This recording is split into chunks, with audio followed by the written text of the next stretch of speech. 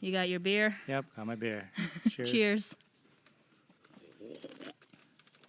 I'm drinking a Truly. Hi, and welcome to Canine Overland Podcast, the podcast all about adventuring with your doggos and overlanding. I'm Johnny, known as Canine Overland on Instagram, And I'm Kat. I am the Canine Explorers on Instagram. and this is episode 1.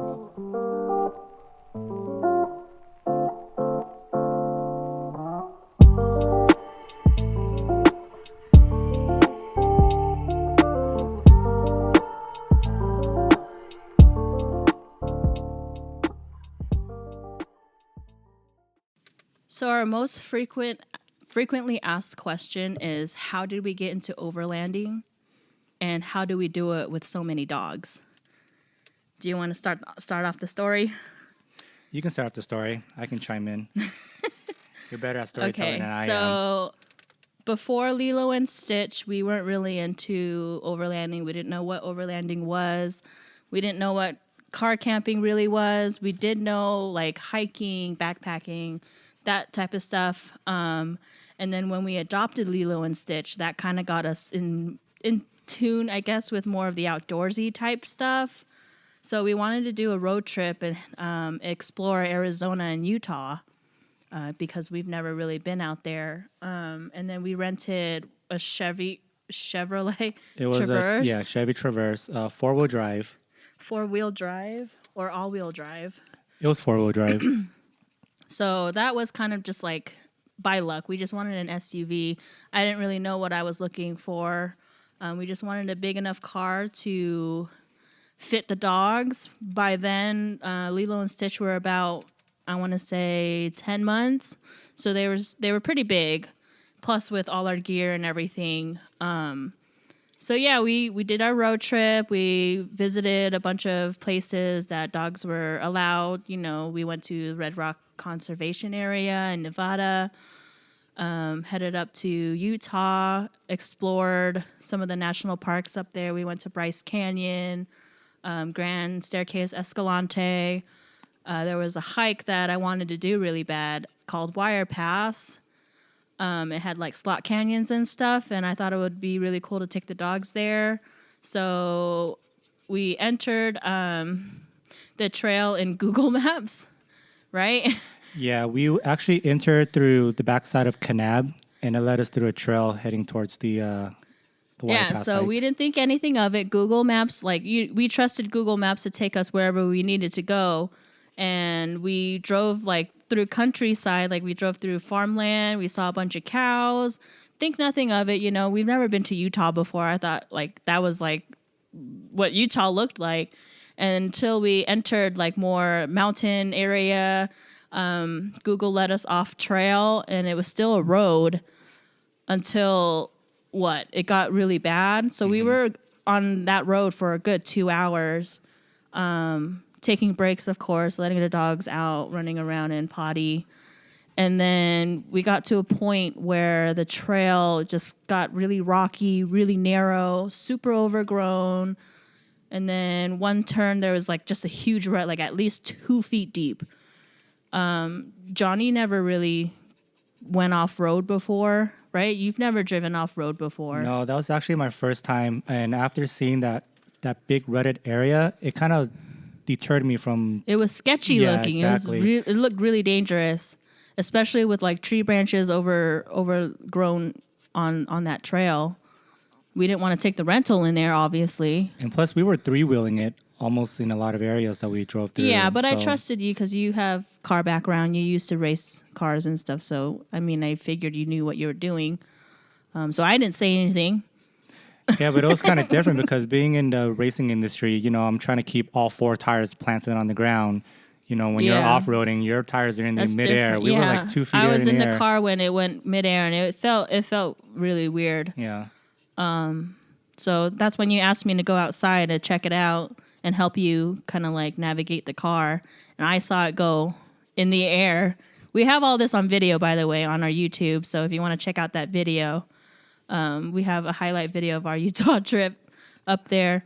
But yeah, so we got to that narrow point on that trail. There was no way of turning around. You kind of had to use that turnout to make a 10-point turn to U-turn, pretty much. So that's when I had to go outside to kind of basically yell to Johnny, like, where to turn his wheel and like how far back he can go before he hits the bush.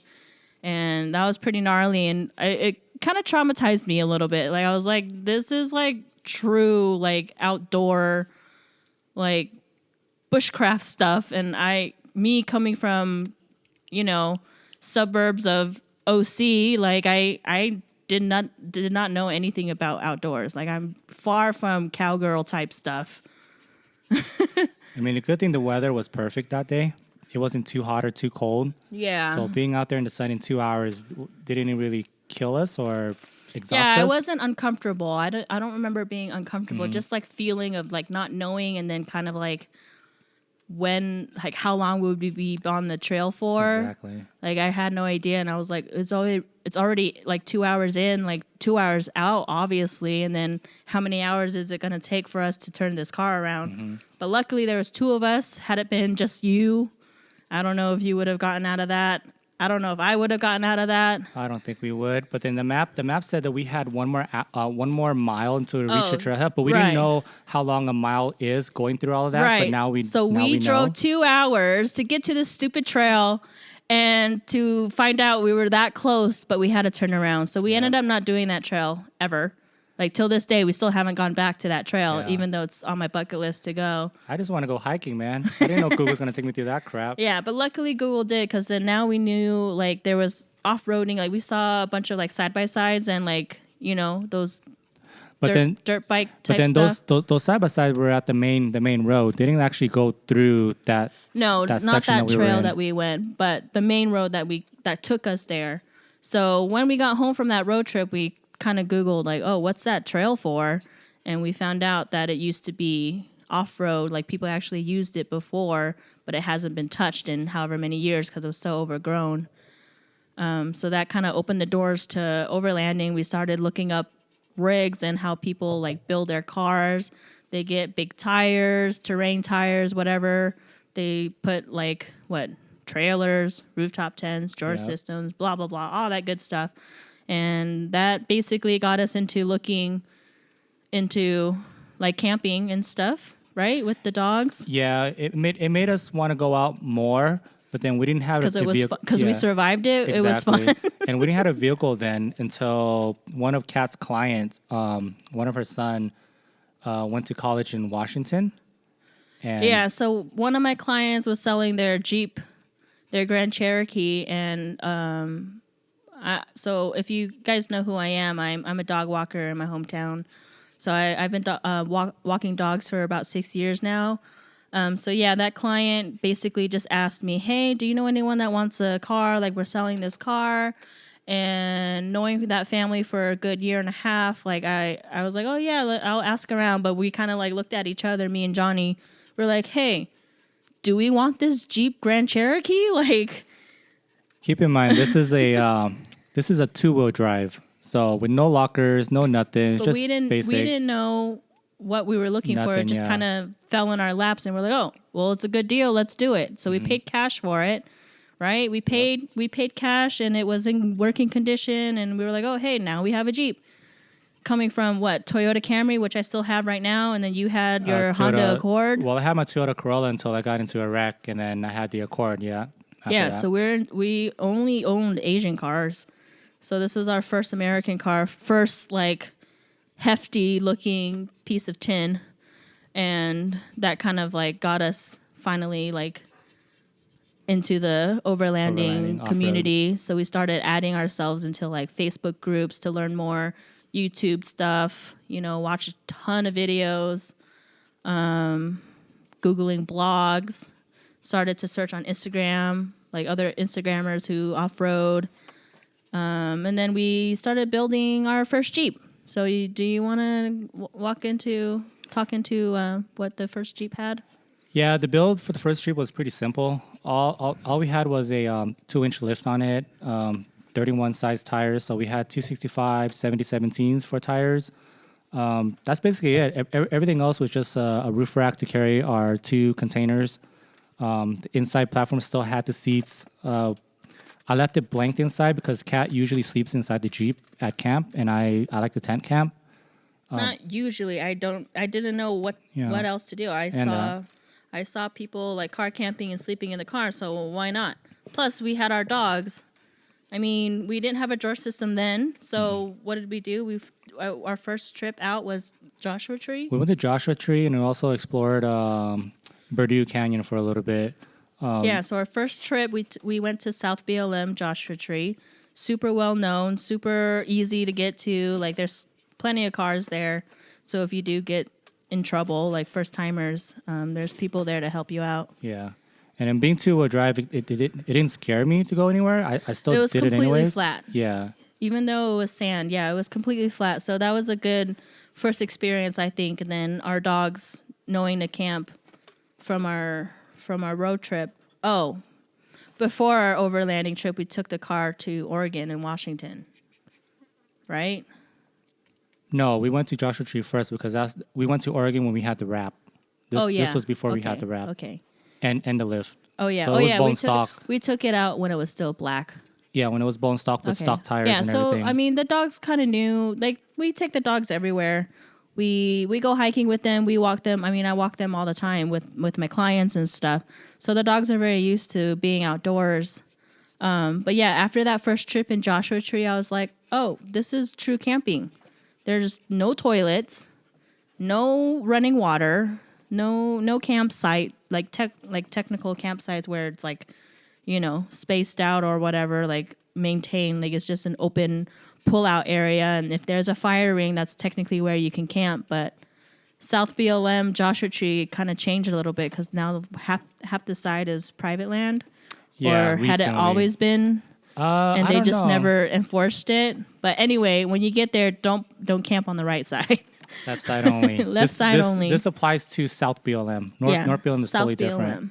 We haven't been to North Side yet. Yeah. But yeah, so like my idea of camping growing up would have been how overlanding is without the vehicle. So you're basically, relying on just yourself and all the gear that you bring. Like camping to me wasn't really like a facility toilet. Like that's just kind of glamping, even though you're still sleeping in a tent, but like a toilet. Yeah, but I've done like backpack camping before, where you actually pack, where you bring in what you can, but then but that's the same thing. You're relying on the stuff that you bring. Yeah, you're not bringing a toilet. You're not bringing a flushing toilet. This is more of a glamping. Yeah, type style. That's glamping, like RV style glamping, which is okay. Start somewhere. Everyone's got to start somewhere. Like people have, their limitations and whatnot. Over the years, though, overlanding, we figured out there's actual toilets, like portable toilets you can bring, where it's like a foldable chair and you can just dig a hole, or you can bring like a wag bag, which is like a waste bag for your toilet, so you can still poop in nature, but comfortably. Yeah. We haven't gotten there yet. We still use a hole. And then you guys don't need a Jeep like ours just to go places like this. You can just rent a Chevy Traverse. You can rent a Chevy Traverse. I mean, or take a Toyota Prius out. We've seen Priuses out there. We've also seen a Honda Odyssey, but then our recent trip, Kat brought her Camry, and it did really well. Yeah, we went to Big Sur with my Camry, and I took it off road. And if I took that Camry off road our first year, I'd probably die. Like being in this scene 4 years, it made me more comfortable to take my Camry out. Otherwise, that Camry would have stayed home. Like I wouldn't have felt comfortable taking it out anywhere. But luckily, we've done this 4 years now, and we've been to lots of places. And you letting me drive the Jeep a couple times, so you know what lines to take and what to avoid. Yeah. I learned like how to maneuver a vehicle over like holes and rocks and ruts and stuff. I mean, that's where our overlanding trip began. And then for the first Jeep, we decided to turn it into a business, right? Like before, it was just me walking dogs privately. It would just be single dogs here and there, and I would take them out for daycare and stuff. But since we got the Jeep, like it was more space for me to fit more dogs.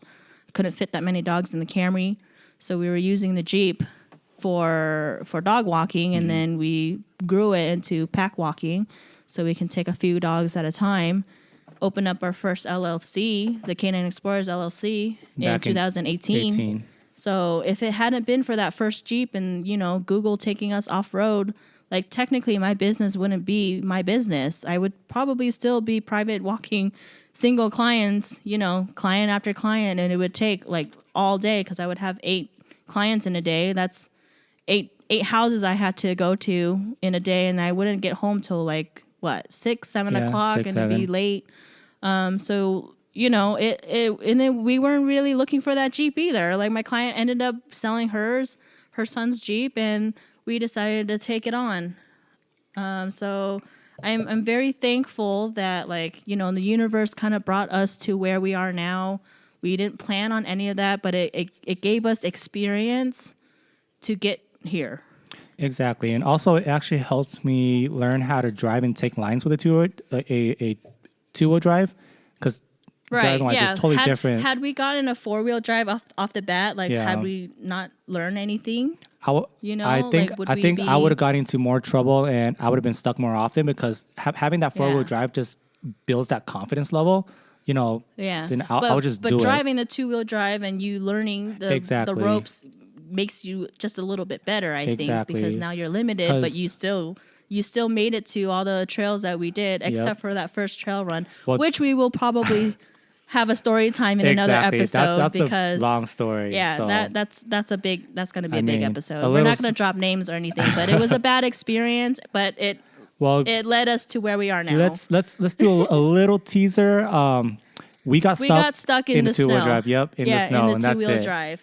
That was the first time. Yep, that was the first time I've ever gotten stuck in that car. We've been through mud. We've been through sand. Snow trails before that. Yep, and we did fine. Yeah. But then I guess Black Ice doesn't care if you have 4-wheel drive or not. No, but all the other people that had 4-wheel drive made it up that steep hill. It's just we had the 2-wheel drive and no chains. No chains. We had 4 dogs. And we had extra weight. Yeah. We had a lot of stuff. But yeah, anyways, that would be another episode because I don't want to get into it. It's just a lot of detail and information, and you kind of have to hear it from beginning to end to understand that actually pushed us to be who we are, Canine Overland. Canine Overland came after that. Exactly. Canine Overland, and my goal with that is just to build a community where we can always, lend a hand. Yeah, judgment-free community. Yeah. We accept everybody at all levels, whatever vehicle you drive. I drive a Camry. I still go out sometimes if it can make it, or if it's capable. And we have friends who have stock Subarus that felt comfortable hanging out with us and going on trail runs and stuff because we accept everybody. But yeah, anyways, we'll talk about all that in a different episode. If there's anything that you guys want us to talk about or whatever, check us out on Instagram. It's Canine Overland Podcast. That's PAWD Podcast. Leave a comment somewhere on any of the posts. We'll read it. We're always on there. Yeah, we're very active on Instagram. If you guys have any questions you guys want to ask us too, you feel free to DM either of us, me, Kat, or Johnny, and we'll be happy to answer them for you. But yeah, we wanted to do this podcast just for fun, and because we get so many questions all the time, I just feel like this is one of the easier ways to get information out there quick and easy. And you guys can search for it when we have a bunch of episodes in the future and, look us up and not have to feel like you're bothering us. Exactly. Which you're not, I don't feel bothered at all. I love talking. See, I think that's the thing about Instagram. It's most people DM me thinking that I'm not going to answer their question because I guess them asking other people, they always blow them off or they won't give them a straight answer. I'm always there to help you guys because I've been there. Trust me. We've been there. Yeah, we didn't know what to do. You start somewhere. Even exactly. me, I'm still learning. I still ask you a bunch of questions, newbie questions, even though I've been watching you the past 4 years. But there's no such thing as a stupid question. There is such thing as stupid behavior. So let's not do that. But yeah, if you have a question, how to do something, where to do something, where to get what, all that, just ask us and we'll we'll help you out. But anyway, thank you so much for supporting us. We love you guys, and this was really fun to do. Expect more episodes from us. yeah. This is our first episode. We're actually out in the mountains right now with our dogs. We're hanging out under the awning. If you're watching this on YouTube, you've basically watched everything. But yeah, it was an easy setup. Like, we don't have a lot of gear or anything, so we'll definitely be doing this More often, yeah, everywhere. Yeah, more, and then we'll do it when we do our adventures and like our camping trips and stuff, and we'll be able to share all that with you. But yeah, if you're scared of going out and adventuring, like, don't be. You know, everyone starts somewhere. Just as long as you have like the nerve to get out, just get out. Like, even if it's just to the park, and you know, set up a tent at the park and start there. Like, no one's gonna judge you. Get to know your gear, get to know your vehicle.